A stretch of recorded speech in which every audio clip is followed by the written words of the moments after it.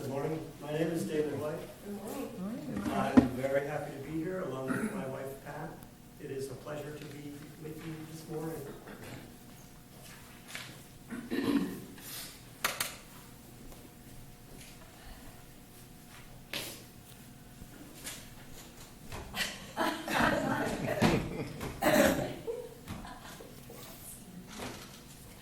You know, maybe that's enough, right?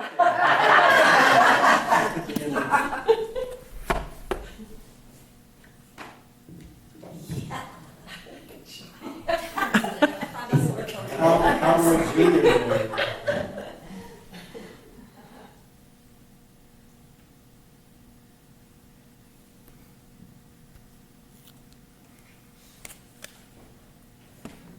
Last time I was here, I was really nervous and I didn't think to put the little machine on.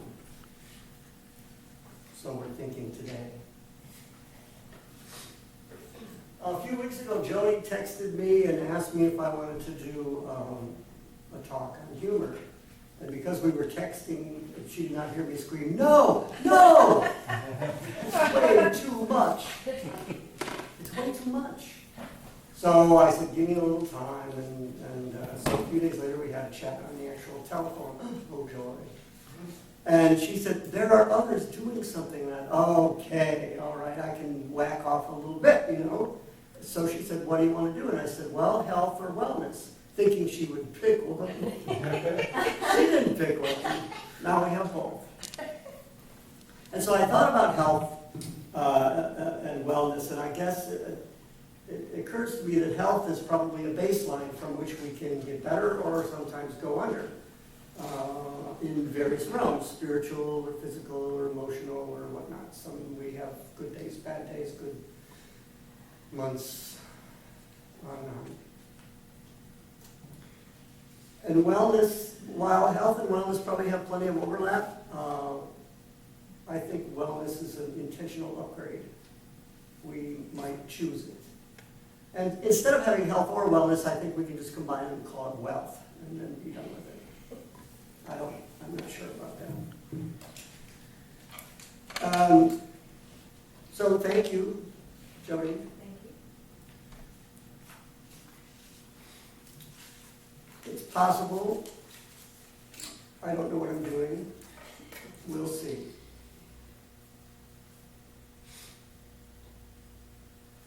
We should get this out of the way. There's no scripted piece for Junior here. So we'll open and close with him. So like sometimes at the theater, they'll tell you there's going to be a gunshot later, so don't be surprised for the people who are easily startled. Ready? By the way, Junior glows in the dark too.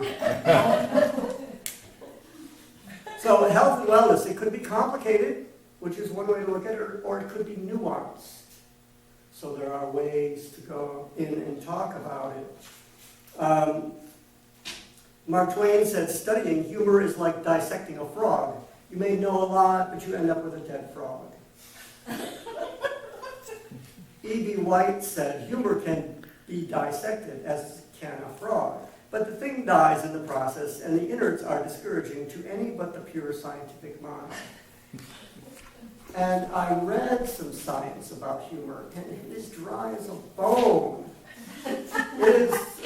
Fortunately, I found something else to read. Oh, and by the way, and I'll tell you again later, I published my notes this morning on my blog, so in case you think you need to go back and look at any of this, you can.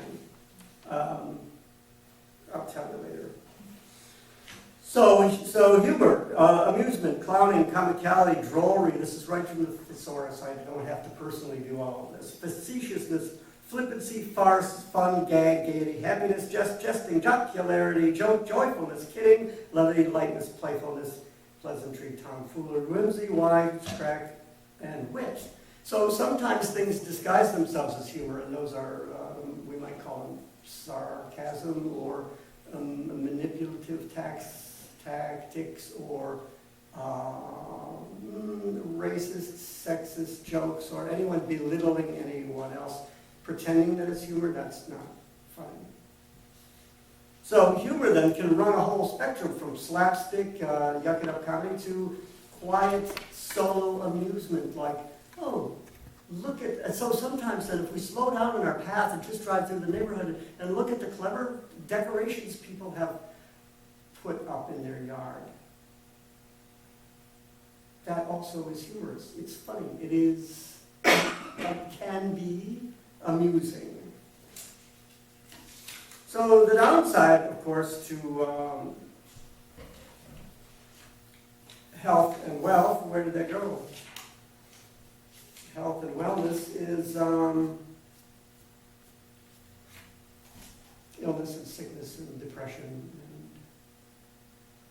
and separation.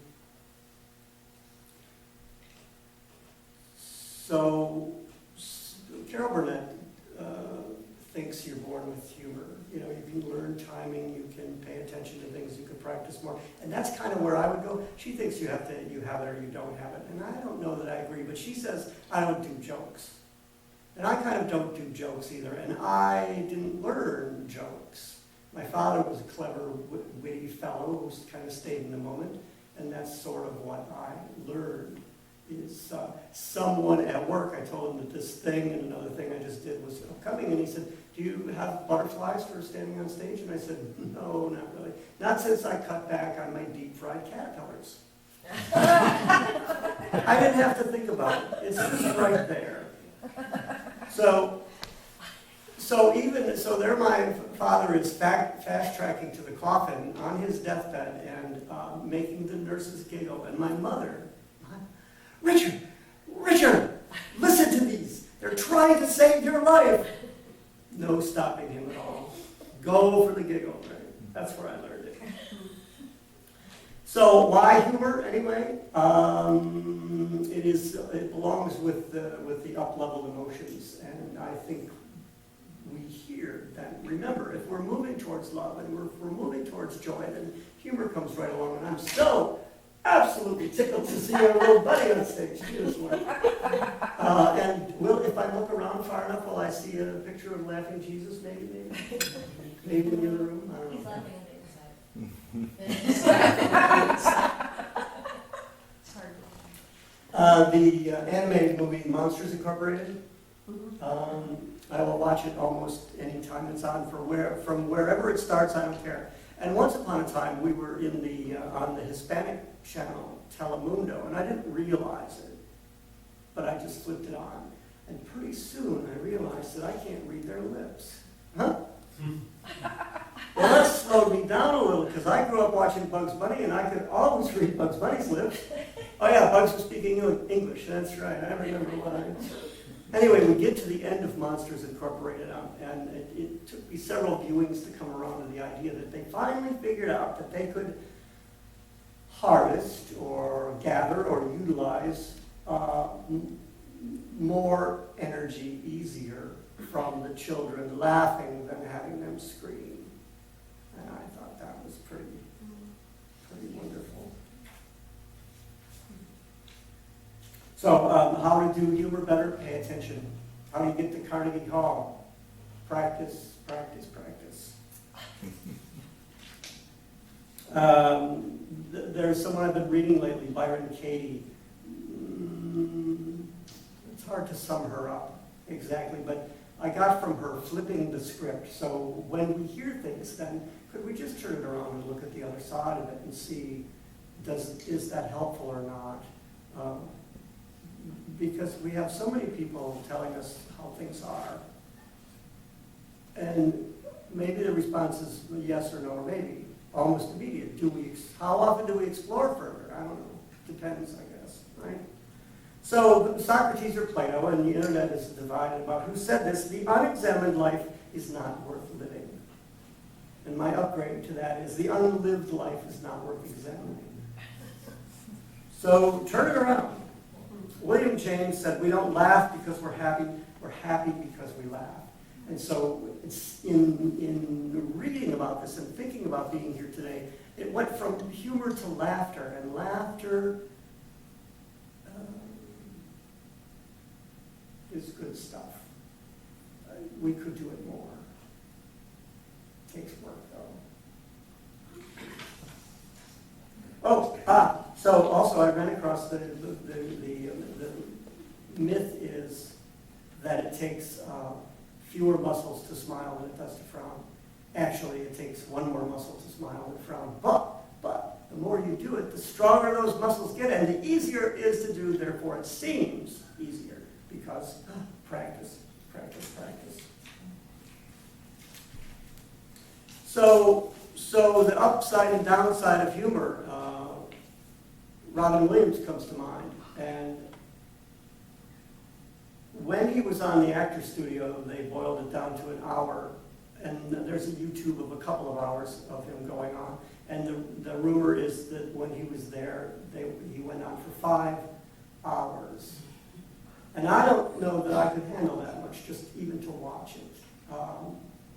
Apparently, he went on for 4 minutes before James Lipton got to say good morning or hello or whatever his opening thing is. And so, later Robin Williams commits suicide shortly after he was told he had Parkinson's disease. But he'd also wrestled with depression and cocaine and alcohol addiction. And it seemed to me, it would have been nice, I think, I never saw an interview with him or anything where he was just him. He was always behind his facade. And what else can be said? Oh, I'll think of something, don't worry. So we think of him as a comic and a comedian and a brilliant mind, but he was kind of a slave to it too, so don't go there. It was too much. What happened to the man? Where was the man? But the upside and the value of his comedies. So here I am telling you stuff, and we've got 13 individuals here, and so you'll all experience it differently. 1, 2, 3, 4, 5, 6, 7, 8, 9, 10, 11, 12, 13. Oh my goodness, I'm surprised. Forgot to count me. So Norman Cousins, the story is he cured himself of cancer by closing himself off and laughing a lot.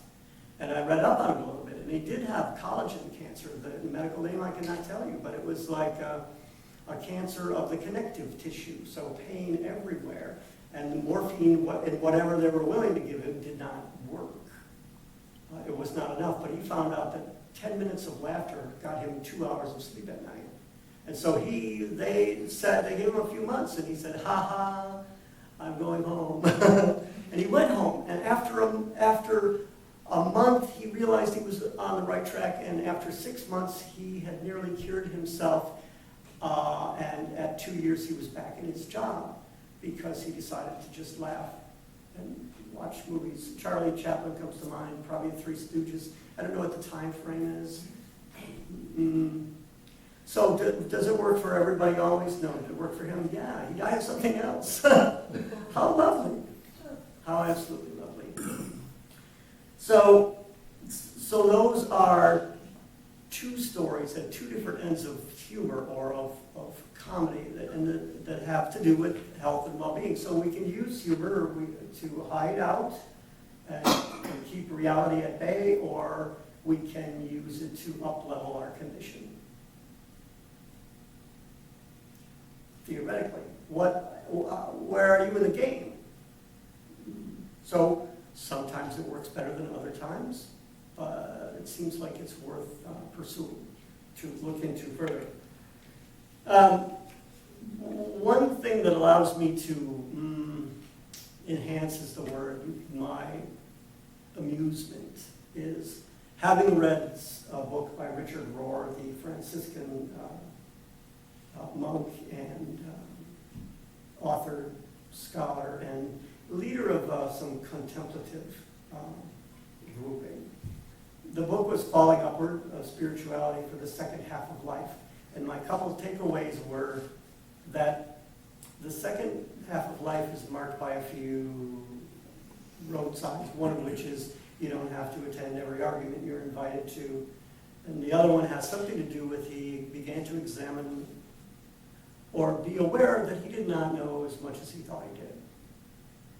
And I thought to undertake that examination for myself, and it occurs to me finally that I have, well, I have never spoken these words, but it's quite possible I'm full of hot air.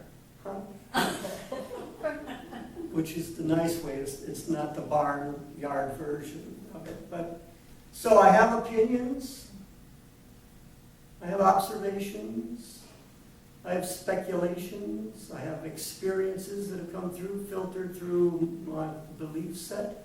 But what do I really know that I know that I know? And most of that is very present moment.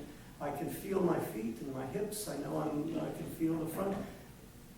The rest of that stuff, all of this stuff that I think I know is all up here. And I like me. But when I begin to know that I don't really know, it's not a scary thing at all. It frees me up. And so then, a popular topic comes up and someone wants to talk about it, and it's like, I don't want to argue, and I don't want to complain, and I don't want to be adversarial. I don't want, and so I frequently, more often say, I don't know. Some people feel like they need to fix me on that and educate me, and so that I do know.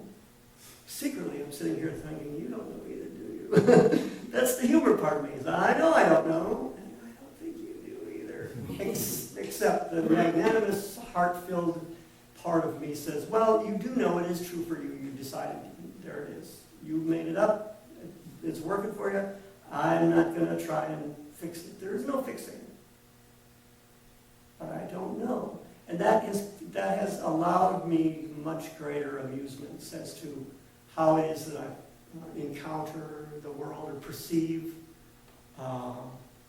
moment-by-moment reality. It's like, wow, look at that. Well, be darned. Does anyone else see it? Anybody else see that? No. So I have a quote from a couple quotes. I have a mess going on here too. So the first step towards true enlightenment is to lighten up on yourself. Bashar. Oh, here's a couple of little humorous things that I occasionally use as deflective measures, perhaps self-protective or something. When I realize that I've been going on and on and on, there might be 2 or 3 or 4 or more, and I'm still talking, and I can kind of hear myself over here, why are you still talking? And I am, and so I say out loud, and then when I was 3, so as to put a little pivot, a little mark in the sand. And then when I was 3, well, I've said that for years. And I've only recently realized that's because Dad was in Korea on a boat, and it was me and Mom, and it was just her and me until I was 3. And then Jeffrey came along, you know. So what I thought, where did the 3 come from? My life changed. That's where it came from. And when someone else has been going on and on and on far too long, I may say, hey, how about them Brewers? And that happens like 99.9% of the time, and it's smooth and effective. It's like everybody knows the game just changed. Okay, well, talk about something else. That's too much fun. It really, really is too much fun. Surviving dangerous times require a sense of humor. Robert Ferrigno. Life is too important to take seriously. Corky Siegel. I love people who make me laugh. I honestly think it's the thing I like most to laugh. It cures a multitude of ills. It's probably the most important thing in a person. Audrey Hepburn. If I had no sense of humor, I would have committed suicide long ago. Mahatma Gandhi. Imagination was given to a man to compensate him for what he is not, and a sense of humor to console him for what he is. Francis Bacon. Norman Cousins said, hearty laughter is a good way to jog internally without having to go outdoors. W.C. Fields said, start off every day with a smile and get it over with. And David White recently said, the journey of 1,000 smiles may begin with a simple giggle. Not as near as funny as it was when I said it at home. I'll tell you that. Right, Junior?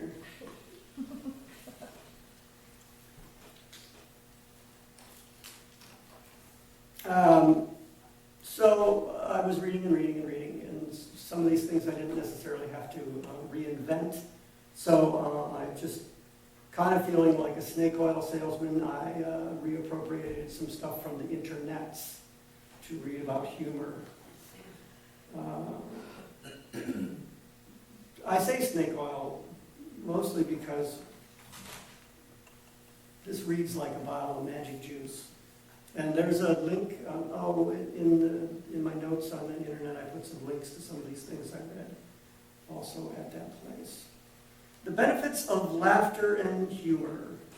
Physical health benefits are: boosts immunity, lowers stress hormones, decreases pain, relaxes your muscles, prevents heart disease.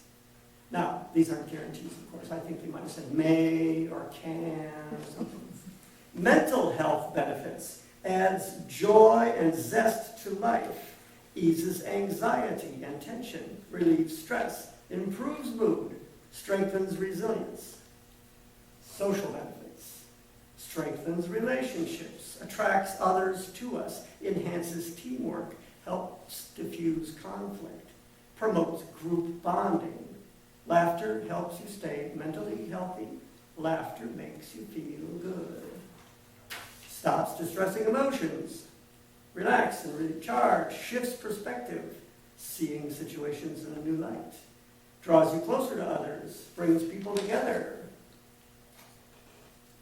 I mean, this really sounds like a bottle of magic juice, doesn't it? It does everything.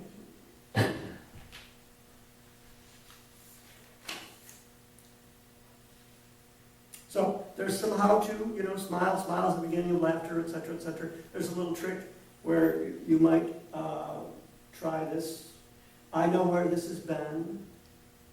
You're going to put it in here. It's really hard to frown, so it makes it, you've forgotten what smiling feels like. You've tried this at home, not with my pen. Get your own pen.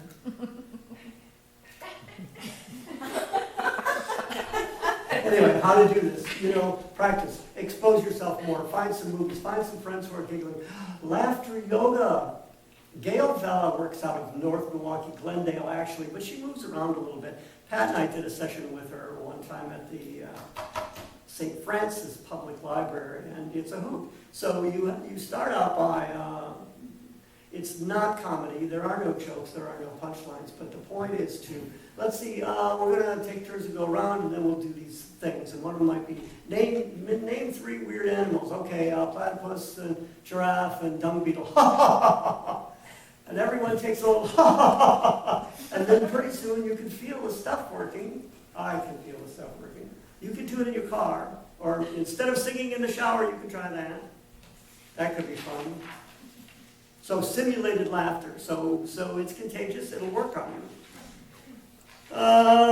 Silliness and children, and find your own inner child, and blah, blah, blah. Blah, blah, blah, blah, blah. One of the things that I have worked on for quite some time is what I call words of praise. And here is a very, very large business card I'm going to show to you. And I brought some of these in a little version for you to take home. I will see me after. So, business card size thing. Oh, wait, don't go away. I probably have one right here. As if you don't know what a business card size thing is. So there's a little design difference between this and this. Okay? This says thank you, good work.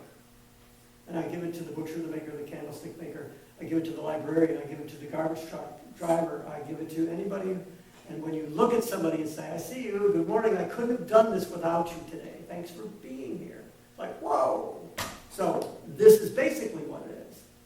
Just preemptively make someone smile. And then move on. I'm not trying to sell you nothing. It's just hello, goodbye. Now, mind you, I was trying to sell you something, and this has a .com, which is gone, by the way. These little rascals here. So take a couple of these with you. I'll put them on a little coffee or whatever. Just go look at somebody and give it to them. This is not a replacement tip for the waitress. It goes in addition to the cash, So It's just fun to light somebody up and then move on. Win-win. Simple stuff. I wish I had a closing thing. I wish I had a way to say have a nice day. I wish to wish you well. And I thank you for this opportunity. You feel the same, then, Junior? Yeah, Randy. Thanks very much. Take good care of yourselves. Thank you. See me after. I have, treats. Pens? Maybe. Thank you. Small